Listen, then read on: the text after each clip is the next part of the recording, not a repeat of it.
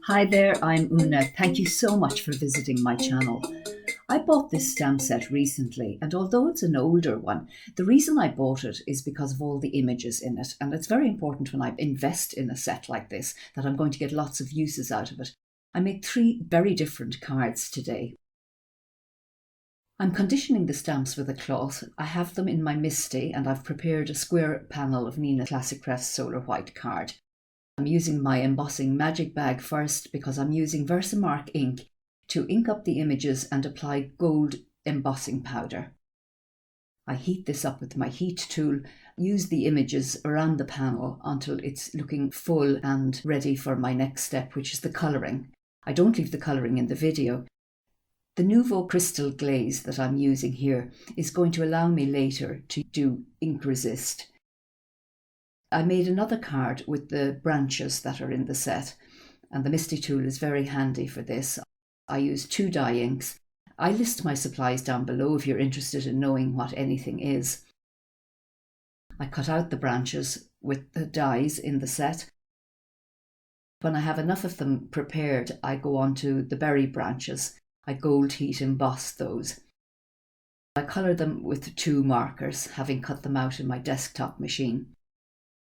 The 2 markers are in the coral range of Spectrum Noir markers. Then I just apply a dot of white jelly roll pen. I use rich cocoa Memento ink to stamp the pine cone. I thought the black was too stark. I use 3 Spectrum Noir pens to colour. I don't do any special colouring, that's why I don't leave it in this video. I just speed through it because there are lots of crafters out there from whom you can learn Spectrum Noir colouring or Copic markers or whatever. I was going to use this green background stamped with poinsettias, but it was far too busy. I didn't like it. I removed that with press and seal and set it aside. I did decide to create a background with the pine cone. And at the last moment, I remembered to use the embossing magic bag. That's very important. You don't want embossing powder sticking where you don't want it. And now you can see the image that I was stamping. I'm using white satin pearl, and this creates a lovely satiny, like wallpaper finish. It's gorgeous in real life. I had put glue on the back of the wreath, and I'm not sure I should have done that because I had to fiddle and fuss with this for absolutely ages. But I persisted and I got there in the end, and I was actually very pleased with it. It wasn't too perfect looking. It was quite an untidy wreath, but I liked the look in the end. I trimmed some pieces, I added extra bits in. I applied the pine cone with dimension. I had put 2 layers of card on the back of the pine cone. I added that to the card and put on some blocks until it dried. This Britannia dies Season's Greetings I had in my stash. I put it on tracing paper, fussy cut it out, added some dimension to the back of the words in the centre and at the edges so that it wouldn't sag when I applied it to the wreath. Added some Spectrum Noir sparkle pen to the pine cone. Adhered to a square card base, a Papermania square card base. I thought that was a very pretty card. A great way to use this set. Going back to the first one, I used a makeup brush on my waffle flower mat to apply Salvaged Patina to the background of this card. Removed the ink from the embossed images. I took 4 actually, different colours of card, and I heat embossed the poinsettia on all 4.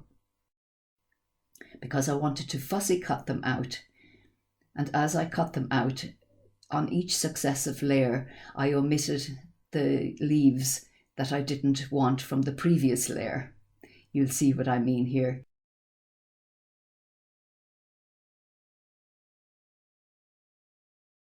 Just adhere them in the centres so that I could raise the leaves and create extra dimension on the card.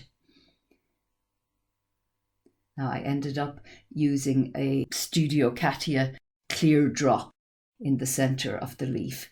And I was really delighted I did that because you'll see on the finished card, it actually augments the mustard centre on the poinsettia. For the next card, I used watercolour paper. This is Crafter's Companion bright white watercolour paper. Used the Versamark twice on each image to make sure I would get a crisp image on this uneven card. At this stage, I decided where the sentiment was going. I left in this bit so that I could show how I use the misty corners to make absolutely sure that I'm always getting perfect placement. This was actually my second run at this, because I had let the image shift the first time, didn't get a clear image. So if you use the misty corners in the way I showed there, you're going to get perfect placement every time. I coloured with Aqua markers from Crafter's Companion, orange and scarlet. The Zig colours I'm using are green and deep green. This is the way I use the Zig markers. I put down water, and then I use the darker colour, and then with the lighter colour I blend the two, sometimes going back to the darker colour again. And sometimes I don't put down the layer of water first, I go straight in with the pens.